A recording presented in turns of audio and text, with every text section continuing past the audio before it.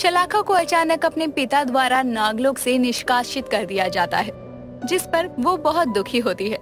तभी वो दुखी होकर धरती के एक जंगल में चली जाती है, जहाँ उसकी माँ की परछाई दिखती है, जो कि अब इस दुनिया में नहीं थी। जिसके बाद उसकी माँ उसको एक सच्चाई से रूबरू करवाती है, जिसको सुनने के बाद शलाका के होश उड़ जाते हैं। पर वो सच्चाई क्या है और आखिर क्यों उसके पिता ने उसे नागलोक से निकाल दिया, आइए जानते हैं इस कहानी में। अमावस की रात नागिन शलाका अपने कक्ष में गहरी निंद्रा में थी। तभी उसकी चोटी अचानक ही लंबी हो जाती है और उसकी चोटी हवा में लहराने लगती है। परंतु इस बात से अनजान शलाका जब अपनी करवट बदलती है, तभी अचानक उसकी आंख खुलती है, जहां वो देखती है कि उसकी चोटी हवा में उड़ रही है। ये देखकर शलाका डर जाती है और उठकर बैठ जाती है। हे प्रभु, ये क्या हो रहा है? मेरी चोटी इतनी लंबी कैसे हो गई? हे भोलेनाथ! जैसे ही शलाका भोलेनाथ का नाम लेती है, वैसे ही शलाका को एक झटका लगता है और वो बेड से नीचे गिर जाती है। साथ ही उसके हाथ पर काफी खरोच भी आ जाती है। इतनी खरोचे देखकर एक बार फिर शलाका शिव जी का नाम लेती है। शिव जी का नाम लेते ही शलाका के मुंह से खून आ जाता है। ये सब देखकर शलाका को जरा भी समझ नहीं आता कि आखिर उसके साथ ये क्यों हो रहा है। शलाका अपने पिता नागराज दक्ष के पास जाती है और उनको उठाते हुए कहती है, पिताजी, कृपया दरवाजा खोलें। क्या हुआ पुत्री? आप इतनी रात्रि को यहाँ क्या कर रही हैं? पिताजी, हम बड़ी ही दुविधा में फंसे हैं। हमें कुछ भी समझ नहीं आ रहा कि हम क्या करें। परंतु पुत्री, हुआ क्या है? पिताजी देखिए ना, एक तो हमारी चोटी अचानक ही इतनी लंबी हो गई, साथ ही हम जब भी अपने इष्ट देव का नाम ले रहे हैं तो। शलाका अपने पिता को ये बोल ही रही थी कि तभी उसको एक झटका और लगता है और वो एक बार फिर दूर जाकर गिरती है। देखा पिताजी आपने, यदि हमारा हाल यही रहा तो हम। चुप कीजिए आप, आपको कुछ नहीं होगा पुत्री। आइए, आप अंदर आइए, हमारे पास बैठिए। अपने पिता की बात सुनकर शलाका अपने पिता के कक्ष में जाती है, जहाँ वो देखती है कि शिवलिंग उसके पिता के कमरे में रखी हुई है। जैसे ही वो शिवलिंग के सामने आती है, तभी शिवलिंग से एक तेज प्रकाश निकलता है और उस प्रकाश में शलाका का शरीर जलने लगता है। बेचारी शलाका दर्द से चिल्लाते हुए अपने पिता के कमरे से बाहर निकल जाती है और रोते हुए अपने कमरे में चली जाती है। परंतु दक्ष अपनी पुत्री को ऐसे देखकर समझ जाता है कि उसके साथ ऐसा क्यों हो रहा है। ये सब देखकर दक्ष खुद से कहता है, हमारी पुत्री का ऐसा बदलता रूप, इसका मतलब ये हुआ कि हमारी पुत्री में हमारा अंश नहीं बल्कि। हे भोलेनाथ, यदि ये सत्य है तो हम अपने नागलोक को खतरे में नहीं डाल सकते। हमें अपने नागलोक की रक्षा के बारे में कुछ तो सोचना ही पड़ेगा। पर हमारे नागलोक की सुरक्षा तो तभी हो सकती है जब हमारी पुत्री यहाँ से। हे इष्ट देव, आपने हमें कौन सी दुविधा में फंसा दिया। हम अपनी पुत्री को खुद से दूर नहीं कर सकते, परंतु नागलोक की सुरक्षा के लिए हमें ये सब करना ही पड़ेगा। हमें माफ कर देना पुत्री। अब जैसे तैसे रात गुजर जाती है और अगली सुबह दक्ष नागलोक में एक सभा बैठाता है और सभी से बोलता है, हम जानते हैं आप सभी के जहन में सवाल उत्पन्न हो रहा होगा कि अचानक नागराज ने सभा क्यों बैठाई। तो हम आप सभी को बता दें कि हमारे नागलोक पर एक खतरा मंडरा रहा है। खतरा? परंतु कैसा खतरा नागराज? अब हमारे नागलोक पर किसका खतरा है? हम बता दें कि ये खतरा वही खतरा है जो आज से 20 साल पहले आया था, परंतु यदि समय रहते हमने उस खतरे का तोड़ निकाल लिया तो हम उस खतरे से निपट सकते हैं। और वो खतरा कोई और नहीं बल्कि हमारी पुत्री शलाका है। नागराज की बातें सुनकर सभी नाग नागिन के चेहरे पर डर की शिकन आ जाती है। उनके डर का शिकन देखकर नागराज दुखी होकर सभी नागलोक वासियों से कहता है, आप सभी चिंतित मत होइए, हमने इस खतरे का तोड़ ढूंढ लिया है। पर वो क्या है नागराज? शलाका इस नागलोक की होने वाली शेष नागिन थी और अब वही होने वाली थी, हुई नहीं थी। और हमने अपनी पुत्री से ज्यादा परवाह अपने नागलोक की है। इसीलिए हम अपनी पुत्री के साथ वो तो नहीं कर सकते जो हमने पहले अपनी अर्धांगिनी के साथ किया था, परंतु हम अपनी पुत्री को इस नागलोक से बेदखल अवश्य करेंगे। नाग सैनिक, हमारी पुत्री को हमारे सामने पेश किया जाए। नागराज दक्ष की बातें सुनकर सैनिक शलाका के कक्ष में जाते हैं और उसको पकड़कर नागराज दक्ष के सामने प्रस्तुत करते हैं। सैनिकों का ऐसा बर्ताव देखकर शलाका को गुस्सा आ जाता है और वो गुस्से में अपने पिता से बोलती है, पिताजी, इन सैनिकों की इतनी हिम्मत कैसे हुई कि वो हमें इस तरह आपके सामने ला रहे हैं? अरे हम कोई पापी नहीं हैं जो हमें ये ऐसे लेकर आ रहे हैं? पुत्री, इन्हें हमने आज्ञा दी है कि आपको हमारे सामने लेकर आएं। आज हम इस नागलोक के नागराज दक्ष ये घोषणा करते हैं कि हम अपनी पुत्री शलाखा को इस नागलोक से निष्कासित करते हैं। परंतु क्यों पिताजी? आखिर हमने किया ही क्या है जो आप हमें ऐसे निष्कासित कर रहे हैं? इसका जवाब हम आपको नहीं दे सकते पुत्री।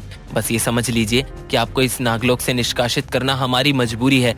यदि हमने आपको इस नागलोक से निष्कासित नहीं किया तो इस नागलोक में बहुत बड़ा प्रलय आ जाएगा। आप इस नागलोक के लिए बहुत बड़ा खतरा हैं। अपनी बात को पूरी कर दक्ष वहाँ से चला जाता है। तो वहीं खुद को बिना वजह नागलोक से निष्कासित करने पर शलाखा को बहुत क्रोध आता है और वो क्रोधित होते हुए नागलोक से जाते हुए बोलती है, पिताजी, आप हमें बिना वजह नागलोक से निष्कासित नहीं कर सकते। हम वापस आएंगे। जब हम आएंगे तो इस नागलोक में आतंक फैला देंगे। शलाखा गुस्से में नागलोक से चली जाती है और पृथ्वी लोक पर आ जाती है। पृथ्वी लोक पर वो जंगल की एक गुफा में रहने का बंदोबस्त करती है। पर उसके पिता ने उसको नागलोक से क्यों निकाला, बस यही बात उसके दिमाग में चल रही थी। कुछ ही देर बाद रात होती है और जब वो सोने के लिए जाती है तभी उसे एक परछाई दिखती है। वो परछाई कभी उसके समीप आती तो कभी दूर हो जाती। शलाखा की चोटी एक बार फिर लंबी हो जाती है और हवा में लहराने लगती है। ये सब देखकर शलाखा उस परछाई से बोलती है, कौन है वहाँ पर? हम पूछते हैं कि आखिर कौन है जो हमें भयभीत करने का दुस्साहस कर रहा है? शलाखा की ये बात सुनकर वो परछाई शलाखा के समीप आ जाती है।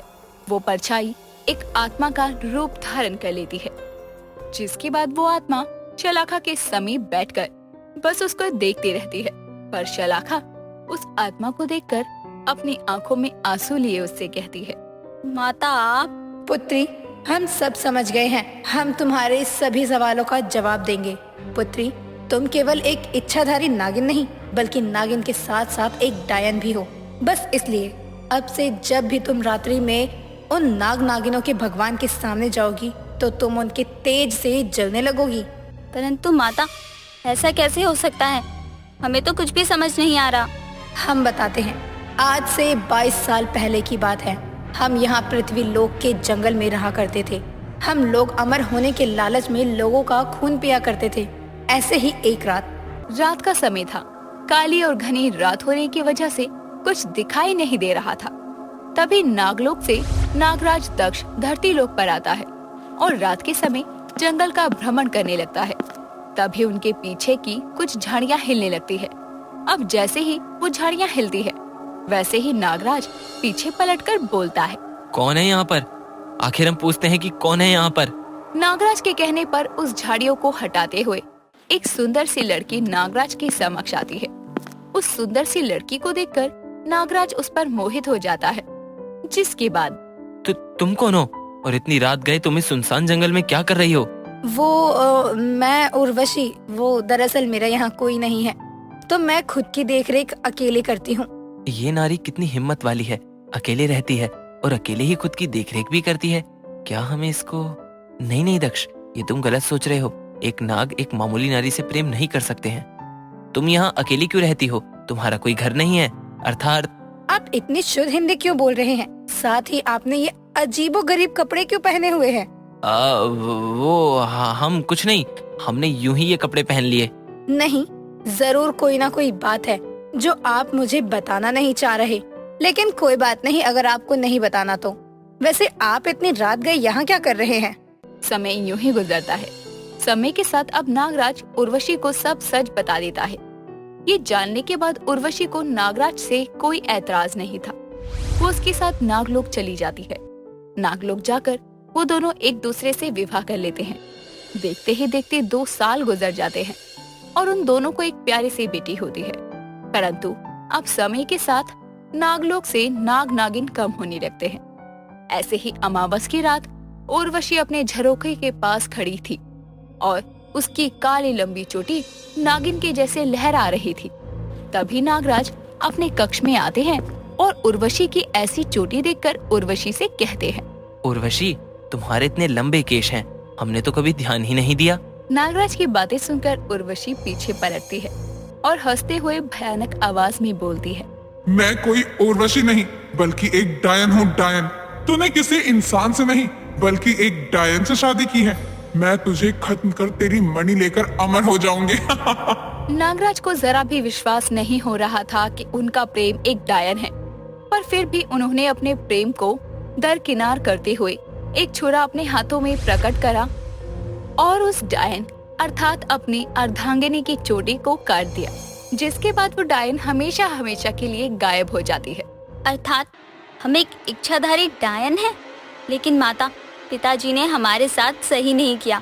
हम आपकी मौत के साथ साथ अपनी बेइज्जती का भी बदला लेंगे। इतना बोलकर अब शलाखा अपना एक भयानक रूप धारण कर नागलोक जाती है, जहां वो देखती है कि उसके पिता अपनी पुत्री और अपनी पत्नी की फोटो लिए रो रहे हैं। उनको इस तरह देखकर शलाखा को बहुत बुरा लगता है, जिसके बाद वो अपना मन बदल लेती है और अपने पिता के पास जाकर वो खुद ही अपनी चोटी काट देती है।